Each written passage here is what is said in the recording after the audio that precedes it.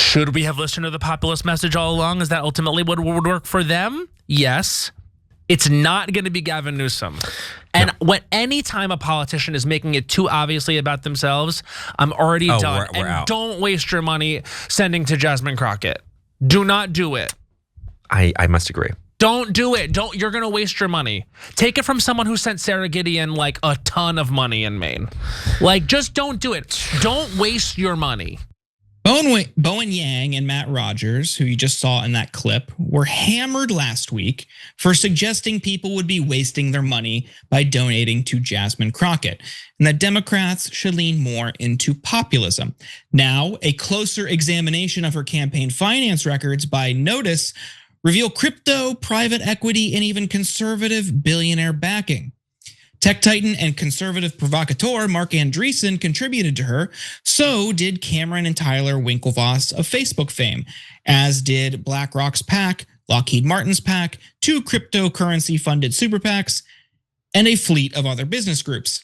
Other PACs representing defense industry groups, including Lockheed Martin and General Dynamics, also donated to Crockett's House campaigns. Major Republican and Democratic donors have muddled in opposing primaries in recent elections to try to game them in their favor, boosting candidates they perceive as being more vulnerable. But the conservative donors who have supported Crockett, whether by giving directly to her campaigns or by giving to organizations supporting her candidacies, predate her high-stakes Senate run, suggesting a more genuine alignment. Now, Crockett's primary opponent, James Tallarico, responded. Well, I would urge you all to ask Congresswoman Crockett about those donations. I will just say that I'm proud that we're running a campaign that does not accept corporate PAC money. Now, according to his team, Tallarico accepted no money from corporate PACs, and 98% of the donations he's received since he launched have been small dollar donations, a maximum of $100. Overall, he's received contributions from donors in all 50 states and 240 of Texas's 254 counties. Now, to go back to the point about her campaign being too focused on herself, Crockett's campaign site, unlike Tallarico's, does not have an issues page. It does, however, offer a lengthy bio about her. And as a refresher, this is how she launched her campaign. How about this new one they have, their new star, Crockett? How about her? She's the new star of the Democrat Party, Jasmine Crockett. They're in big trouble. But you have this woman, Crockett. She's a very low IQ person. I watched her speak the other day. She's definitely a low IQ person. Crockett. Oh, man, oh, man. She's a very low IQ person. Somebody said the other day she's one of the leaders of the party. I said, you got to be kidding. Now they're going to rely on Crockett. Crockett's going to bring them back. Wow, are you not inspired? Now, Tallarico has caught heat for a donation in the past. Tallarico has faced questions early on before jumping into the Senate race over donations he's received from a group funded by Miriam Adelson, who is one of President Donald Trump's biggest donors. Tallarico has previously said that he supports legalizing gambling in Texas because it will bring additional tax revenue. So that was in the Texas state legislature, Brett. Crockett's, I think, to me, Miriam Adelson still has a stake in gambling in Vegas. I think she would want to expand that gambling empire. That makes sense. It's not, you can object to it. You can object to the nature of that donation. I think what's really confusing is the proliferation of defense, crypto, and even conservative tech billionaire money flowing into Crockett's House races. But what do you make of this? Listen, I love this. This is like my favorite. It's like when that guy in Maine had a Nazi tattoo. You're just like, oh crap. You know, you're just like that. I can't even, before I get into like the some politics mean, I'm just like, that is perfect. Like it's so, everyone had hope, and then it was like, Buddy has a Nazi tattoo. Like, we have a channel called TYT Investigates. It's basically TYT span. We just like show moments from Congress. And I am grateful for both of those candidates in that respect.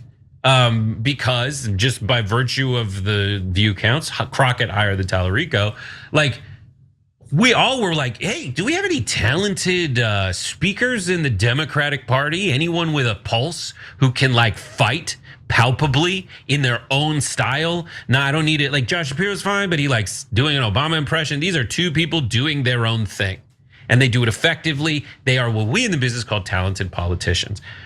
But like, obviously there's gonna be something like this. Now I've heard various people all over the place go like, see that ad and be like, that was the most powerful ad. In the way that these people like, have you seen Dances with Wolves? It really is it's like they're the people who like Dances with Wolves and they like, like white savior movies. Like they love it. They love the magical aspect of like a savior. Like it's a very like not racist, but it's close approach to like what power looks like. That turn right there, dude. Like as a producer of content, and especially these people I talk to who've produced political ads, down the barrel is the most challenging thing in the world to do. She's as great as a lawyer. She trained a lawyer. She should do that. The hands, bro. Okay, we're a little tight on the shot. When you cross your hands, you actually need to show that your hands are doing it or it looks weird. Like that's what we're seeing. But like, I think if they both get into Congress or they both get into the Senate, great, fine, do it. It's hard to find a politician who doesn't make it about themselves, but I don't even know what to do with it. What's your take? Because you like are more pure-hearted or whatever than me. Like, you're in that part of the business. I certainly wasn't, I would never have considered myself, and I still don't, an opponent of Crockett's. Yeah. I think this is bad. And I think her team should probably explain why they accepted money from Mark Andreessen. I mean, that guy is a very, very active and openly conservative tech billionaire. So that's a confusing one. Crypto, pervasive throughout the Democratic Party. Not a fan of it, but that's less surprising. The defense contractors, again, a widespread party problem. And when you look at candidates, and this has always been my stance, when you look at candidates and you have one refusing to take that kind of money, and you have one accepting it, and if the one who's refusing to take that money has what I think to be a good platform with robust populist or progressive policies, I'm always leaning in that direction. I'm always going to throw my support behind that candidate. It's the same standard I would have applied. I don't care what what issues or makeup or demographics or whatever could be affecting people's perceptions here. I don't care that this guy's a white guy if he's got the better platform. I wish it wasn't the case. I prefer him because he's a white guy. Like that's my team. It's weird if you are able to look past race. Like what? Like, what am I gonna root for the Bears today? That's another he's team. Joking. He's joking. I mean, this is obvious. Like, the thing I hope it's obvious. I don't know. I mean, after the response that those two podcasters got for saying she's making it too much about herself, she doesn't have an issues page. She doesn't. What are you doing? You're running for Senate on what? We don't know. Make that clear. They're saying you're making it too much about yourself, and you're mad. You're mad about that. Why doesn't she release an issues page? How hard is that? It's insanity. And if anyone knows like political websites, it literally is Jordan, who's like an expert on making successful ones. It's so funny that you're mad. But like I'm scareder I love the school I went to, so it's not that, but like I'm scared of the preacher. Like that's the part where I'm like, they're good at hiding stuff. So I think a lot of us, I want them to fight it out. I want them to have all this information come out and hopefully support the other if one loses the primary and then gain a Senate seat in Texas, period. That would be awesome.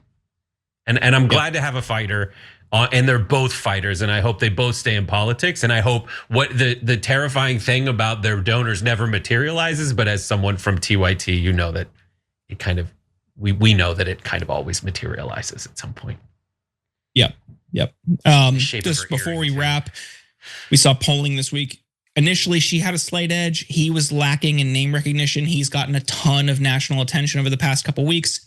He's now leading by, he's up 47 to 38 in an Emerson poll, so we will see. Every time you ring the bell below, an angel gets his wings.